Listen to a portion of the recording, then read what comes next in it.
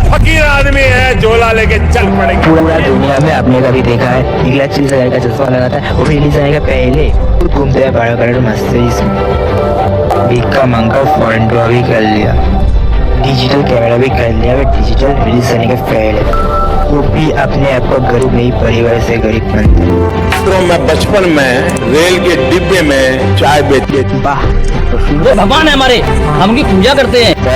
तो है दोस्तों कि लोग हिंदू धर्म में नॉर्मली के लिए रेडी हो चुका है, अगर गोंडा करने के लिए रेडी हो चुका है।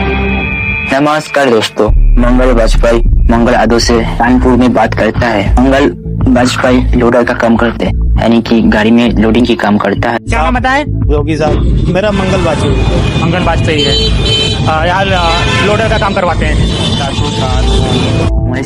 के भी काम करता है।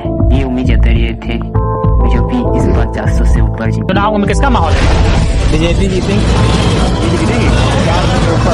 जैसे जैसे बात आगे बढ़ती है, ये अपनी परेशानी की बात बताती है। घर में बिजली की व्यवस्था नहीं, सीवर की व्यवस्था नहीं है। उन्होंने मोइस टीवी को कई बार कहा, हमारे पास बिजली नहीं है घर में, हमारे पास लैट्रिन घर में नहीं है, हमारे पास सीवर व्यवस्था नहीं है, कुर्सी नहीं मिला, अन्ना मिलने क्यों नहीं रखा। मैंने महेश त्रिवेदी से भी कई बार कहा कि 20 फुट पाइप पड़ना है, तो अगर पड़ जाए तो हमारे घर की सीवर व्यवस्था बन जाए, नहीं बन पाई। लेकिन फिर भी भाजपा फंडी का भक्त बनता है। आप तपस्या की मूर्ति है कि कुछ नहीं मिला, लेकिन उसके बावजूद कोई शिकायत नहीं है और ना कोई उम्मीद है मिलने की, और ना उम्मीद है मिलने। लेकिन ये तो कहा जाता है ना कि भूखे पेट ना हो भजन को। मंगल वाजपेयी जवाब देती है, आदमी बालू खाकर भी पेट भर सकती है, यानी कि मिट्टी खाकर भी पेट भर सकती है। सब हो जाता है अगर संत चाय लेगा। अगर संत चाय लेगा तो सब हो जाता हो, बालू खा के पेट भर लेता हो। प्रधानमंत्री को मोदी को एक और आत्मा मानती है। ऐसे कैसे हो सकते हैं? एक पॉलिटिशियन के लोग कितना पागल हो सकती है। मैं इकलौते नहीं है, अगले वीडियो में भी सवाल कर चुका हूँ। बीजेपी के टिकट पर तो कुत्ता भी खड़ा हो जाए हम जिता देंगे। ये सच है, अगर कुत्ता भी आएगा उसको भी जिताएंगे। ये तो फिर अंधविश्वास नहीं, भक्त हैं, अंधविश्वास नहीं है, हम भक्त हैं। महंगाई मेरे हिसाब से कोई ज्यादा नहीं हुई। अब मैं 10 साल से बनियान नहीं पहन रही, देखो आप। वो भगवान है हमारे, हम उनकी पूजा करते हैं। ऐसा हुआ है इमोशन मेरे रजिस्ट्रेशन बेन और सिंह की वजह से एक बड़ा स्पेल पे देश के लोगों को बिनस किया जा रहा है। तो वो माफिया ऐसा ब्रेन वॉश करता है, वो 4 डिपार्टमेंट पे काम करता है। पहला डिपार्टमेंट तो को गलत का घर देती है, आप हिंदू धर्मों में पैदा आप बहुत महान हो। दूसरा डिपार्टमेंट डिक्टेटरनेस का, आपको ऐसा दिया जाता है डिक्टेटरनेस का, आप सब लोग से 1000 सालों लाखों से आपका पूर्वज इनके डिक्टेटर बन के रहे थे। तीसरा डिपार्टमेंट आपके अंदर डर भरता है, आप लोगों से खतरा है उन लोगों से। चौथा डिपार्टमेंट नरेंद्र मोदी को मसीहा बनाते हैं, सिर्फ नरेंद्र मोदी आप लोगों को बचा सकती है। नरेंद्र मोदी कंट्रांसपेरेंटी, इतने फेलियर के बाद भी नरेंद्र मोदी इमोशंस फिलिफ्रेट कैसे किया जाती है, आइए जानते हैं।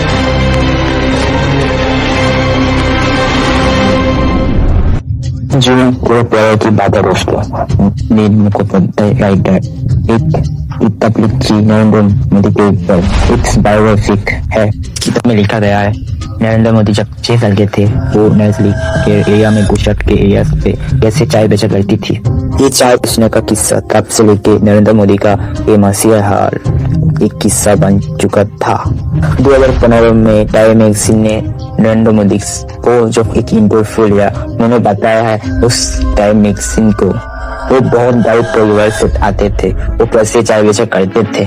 उनका एक्सेस लाइनें सुनिए, मैं पॉवर्टी में पैदा हुआ हूँ, बचपन में मेरा पूरा बचपन पॉवर्टी में बीतता है।